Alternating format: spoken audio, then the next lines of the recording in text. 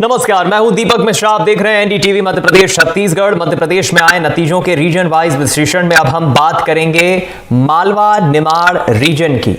मालवा में 9 जिले कुल 45 विधानसभा सीटें हैं, जबकि निमाड़ में 6 जिलों की 21 विधानसभा सीटें हैं और इस तरह मालवा निमाड़ मिलाकर 66 सीटें हो जाती है।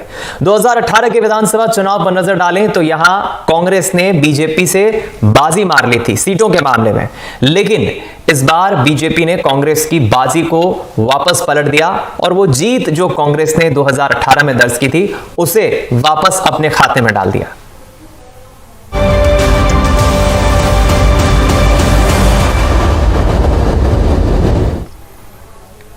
तो देखिए, जिस तरह मध्य प्रदेश की 230 विधानसभा सीटों के परिणाम निर्वाचन आयोग ने देर रात तक जारी कर दिए, उसमें नतीजे बीजेपी के पक्ष में जो आए हैं वो वाकई हैरान भी करते हैं, चौंका रहे हैं।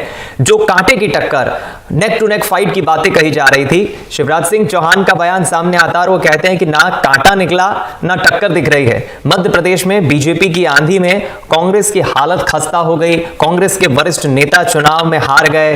कई युवा नेतृत्वकर्ता कांग्रेस पार्टी के जो संगठन में बड़ी जिम्मेदारी निभाते थे, चाहे फिर वो जीतू पटवारी हो, सज्जन सिंह वर्मा हो, कई ऐसे नाम हैं कांग्रेस में जो उड़ गए बीजेपी की इस आंधी में। अब बात मालवा निमाड़ रीजन की हम कर रहे हैं तो देखिए, अब यहां की कुल 66 सीटों में से बीजेपी ने 47 सीटों पर कब्जा जमा लिया है। कांग्रेस ने सिर्फ 18 सीटों पर ही जीत दर्ज की और वहीं 18 सीटों पर सिमट कर रह गई, जबकि कांग्रेस और बीजेपी के अलावा मध्य प्रदेश में जो भारतीय आदिवासी पार्टी की एक सीट आई है वो भी मालवा निमाड़ से ही आई है। इधर 2018 के नतीजों की बात करें तो यहां कांग्रेस को 34 और बीजेपी को 29 सीटें मिली थी, जबकि 3 सीटें निर्दलीय के खाते में गई थी। यानी 2023 में जहां बीजेपी 18 सीटों का फायदा 2018 में हुआ था, तो कांग्रेस को 16 सीटों का नुकसान उठाना पड़ा है इस चुनाव में। और इसी चुनाव परिणाम पर, खासतौर पर मालवा निमाड़ के रीजन पर, अब हम अलग अलग हमारे सहयोगियों से जुड़ेंगे, उनसे संवाद करेंगे और हम ये जानने की कोशिश करेंगे कि आखिर कांग्रेस से चूक कहां हुई और बीजेपी के इस जादू में, जिस बीजेपी की आंधी में कांग्रेस के अच्छे अच्छे प्रत्याशी हार गए, क्या इसके पीछे कारण रहा, क्या इसके पीछे समीकरण रहा।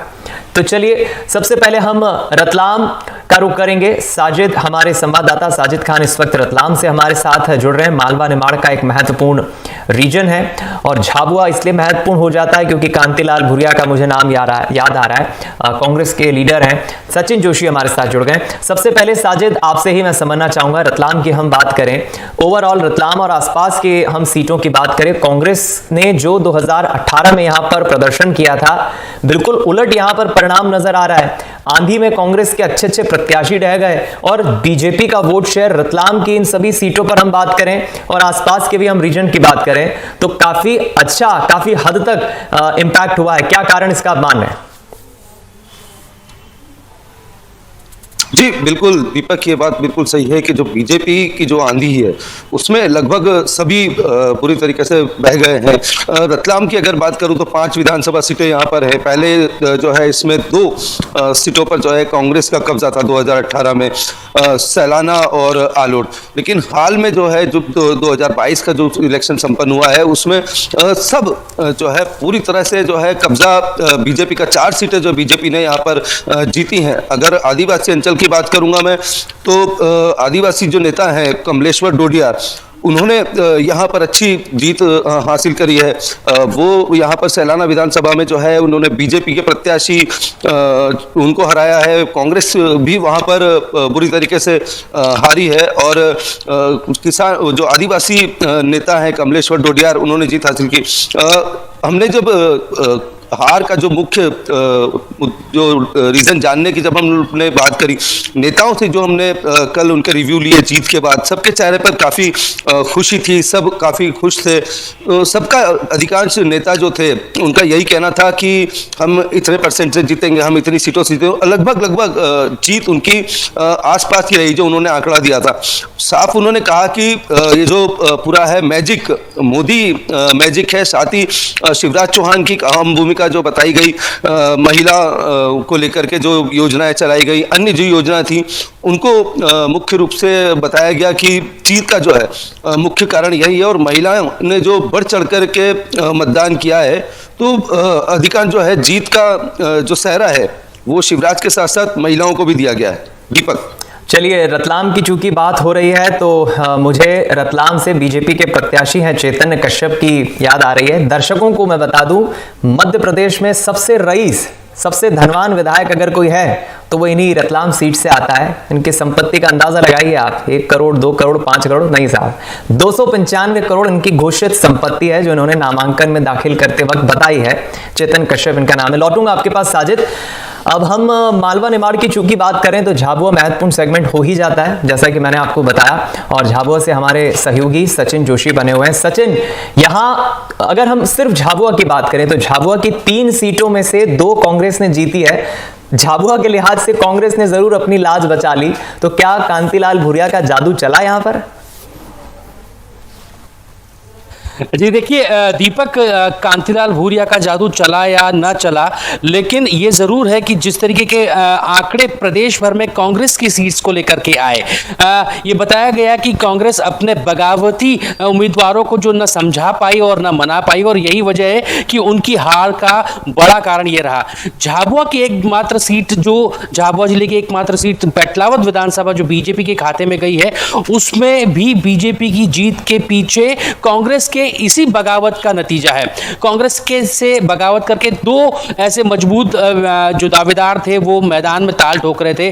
भारतीय आदिवासी पार्टी से अपनी इंजीनियर से रिजाइन देकर के वे मैदान में थे। उन्होंने करीब 12 से 15 हजार वोट लिए। आम आदमी पार्टी से भी एक कैंडिडेट मैदान में था जो कांग्रेस से ही बगावत किया था, उसने भी करीब 7 से 8 हजार वोट हासिल किए। और इसी बड़े वोट जो वोट शेयर है, ये कांग्रेस का ही वोट शेयर माना जाता था, और ये कांग्रेस से छिटक करके बीजेपी के खाते में चला गया, और 5000 से ज्यादा की लीड से बीजेपी की कैंडिडेट जीत गई।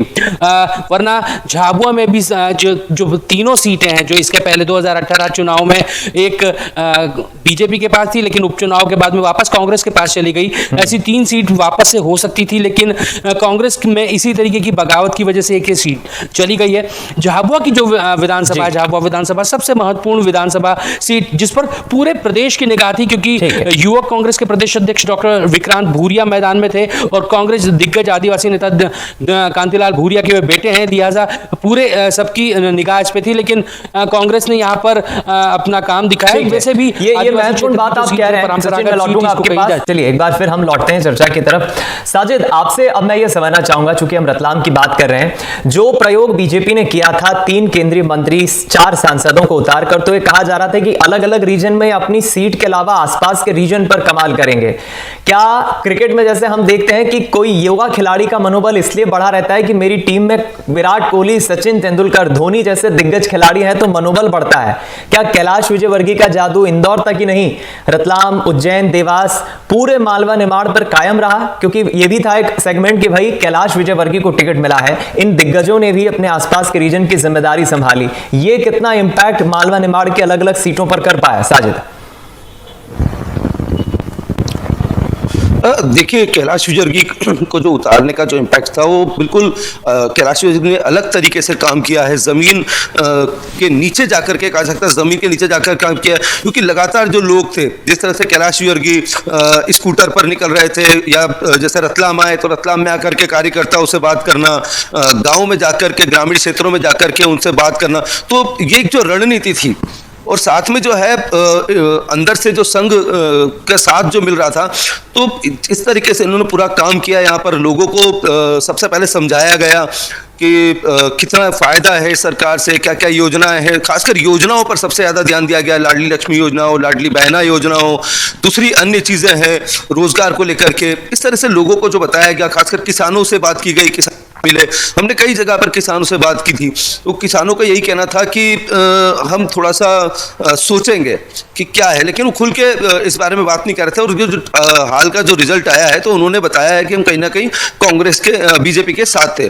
इसमें एक चीज़ और मैं आपको बता दूं कि जो केंद्रीय मंत्री भेजे गए, इसके साथ साथ रतलाम में जो है गुजरात के जो विधायक भी लगातार यहाँ डेरा डाले हुए थे, गुजरात की टीमें यहाँ पर थी जो सर्वे कर रही थी, लोगों से मिल रही थी, तो उनका भी कहीं ना कहीं अच्छा खासा फर्क पड़ा। साथ में जो मध्य प्रदेश में चुनाव की सबसे पहली जो बड़ी जनसभा थी, नरेंद्र मोदी प्रधानमंत्री ने रतलाम से की थी, एक हुंकार भरी थी, और रतलाम में उन्होंने आकर के साफ कहा था कि रतलाम के दिल में क्या है, मध्य प्रदेश के दिल में क्या है, तो लोगों ने जिस तरीके से जवाब दिया था, तो वही ये जवाब है जो अब हाल में चुनाव में दे दिया गया है। बिल्कुल, ये महत्वपूर्ण बात आपने कही है और जनता ने भी उसका जवाब दिया है। बीजेपी की कैंपेनिंग इस पर साफ नजर आ रही है। बीजेपी की कैंपेनिंग का असर है कि इतनी सीटें बीजेपी जीतने में कामयाब हुई।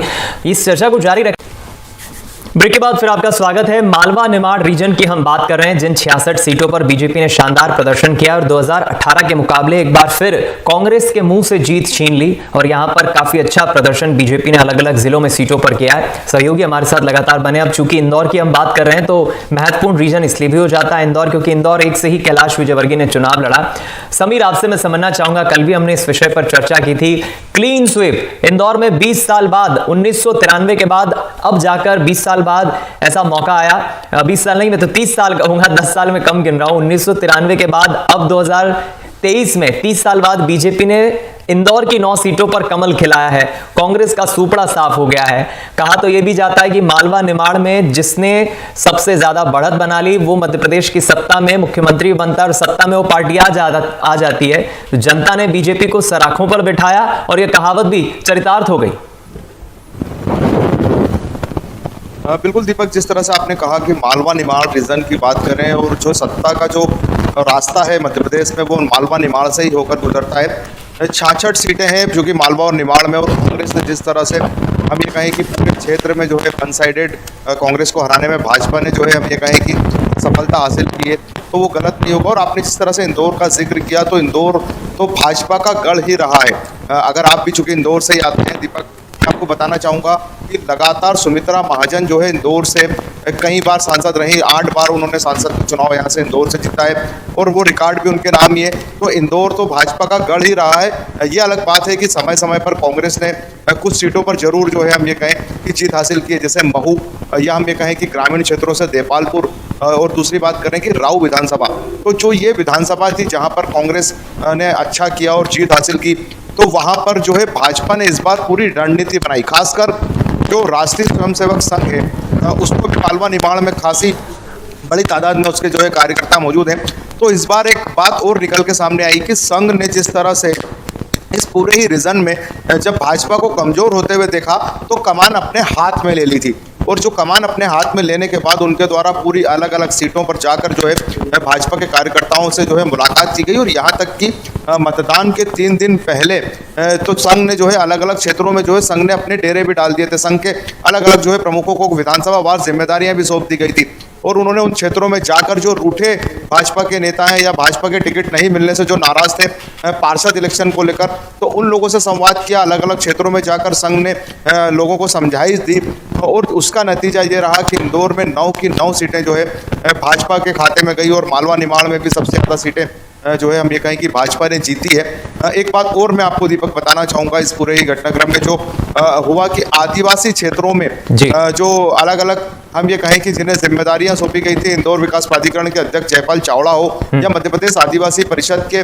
जो अध्यक्ष डॉक्टर निशांत खरे हो, ये लोग भी संघ के बैकग्राउंड से आते हैं और संगठन में काम करके जो इन्होंने भाजपा में जो है अलग अलग पदों पर अब ये जरूर है। तो इनके द्वारा आदिवासी अंचलों में जाकर जो है गहरी पेड़ बनाई गई थी। मतलब जो कांग्रेस का गढ़ हुआ करता था धार, भले ही वहां पर जो है कांग्रेस ही सफल हो पाई हो, लेकिन जो धार की जो गंधवानी सीट है जहाँ से उमंग सिंघार आते हैं, चाहे हनी बघेल की बात करें या फिर हम ये कहें कि खरगोन की कसरावत की बात करें, तो इन तमाम सीटों पर इन्होंने हमारे जो भाजपा के बड़े नेता हैं, जो बड़े चेहरे हैं, अमित शाह तक के वहां पर रोड शो इन्होंने कराए।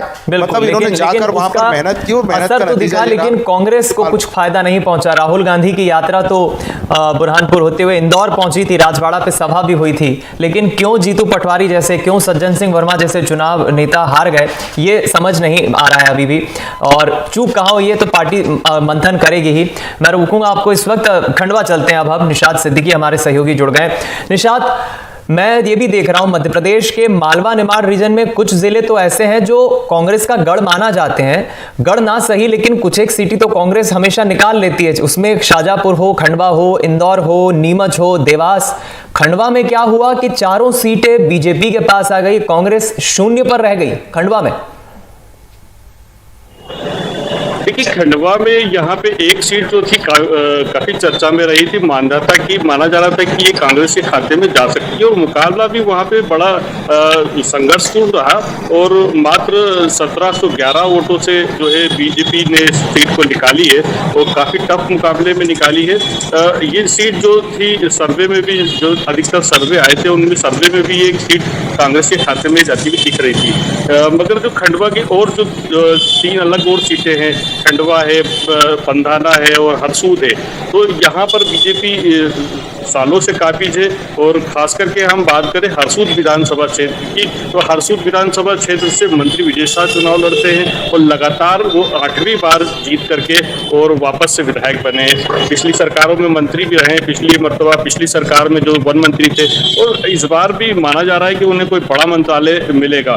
मगर हम जैसे देखते हैं, हम बुरहानपुर की अगर बात कर ले तो बुरहानपुर में एक चौकोनीय मुकाबला था। वहाँ पे लग रहा था कि MIM भी है, वहाँ पे एक निर्दलीय प्रत्याशी जो थे वो पूर्व जो सांसद है स्वर्गीय नंद कुमार सिंह चौहान, उनके पुत्र, और लग रहा था कि वो भी काफी असर डालेंगे और बीजेपी को शायद वहाँ नुकसान हो सकता है। मगर वहाँ पे बीजेपी को नुकसान नहीं हुआ। जो पूर्व मंत्री है अर्चना चिटनिस, वो वहाँ से बीजेपी से चुनाव लड़ रही थी और उन्होंने जो है एक अच्छा परफॉर्मेंस किया है और कांग्रेस के कैंडिडेट को हरा करके और वो सत्ता में वापसी की है उन्होंने अपनी। पिछली बार वो लड़ी थी मगर पिछली बार हार गई थी। इस बार एक बार फिर से उन्हें मौका मिला और इस बार उन्होंने अपनी भरपूर जीत दर्ज कर रही है। इसी तरह से हम जैसे अभी बता रहे थे हरसूद क्षेत्र की, तो हरसूद में जो है 60,000 से ज़्यादा मतों से जो है इस बार मंत्री विजय शाह ने अपना जीत का परचम लहराया है और ये एक बड़ी जीत है निमाड़ रीजन में, क्योंकि यहाँ पे जितने भी मुकाबले देखने को मिलेंगे आप देखेंगे तो सब करीबी मुकाबले हैं, कहीं ना कहीं आसपास के मुकाबले नजर आ रहे हैं। मगर ये जो जीत है ये काफ़ी प्रचंड जीत के रूप में इसको देखा जाएगा। चलिए, बिल्कुल प्रचंड जीत के रूप में तो देखा ही जा रहा है और यही कारण है बीजेपी की वाहवाही हो रही है। सुपड़ा साफ कर दिया है बीजेपी ने कांग्रेस का। एक बहुत छोटा सा मैं सवाल आपसे ले रहा हूँ समीर, बहुत संक्षिप्त में अपना जवाब दीजिएगा, क्योंकि अब कांग्रेस के भविष्य पर, कांग्रेस के वजूद पर सवाल उठ रहा है। जीतू पटवारी जैसे नेता अगर हार गए हैं, युवा नेता चुनाव हार गए, तो अभी फिलहाल कांग्रेस संगठन मध्य प्रदेश में इंदौर जिला का जो कांग्रेस संगठन है वो अभी क्या मंथन कर रहा है, इस पर कुछ अपडेट? इस तरह से इंदौर के मंथन की बात करें तो इंदौर वासी या इंदौर के कांग्रेसी को तो समझ ही नहीं आया।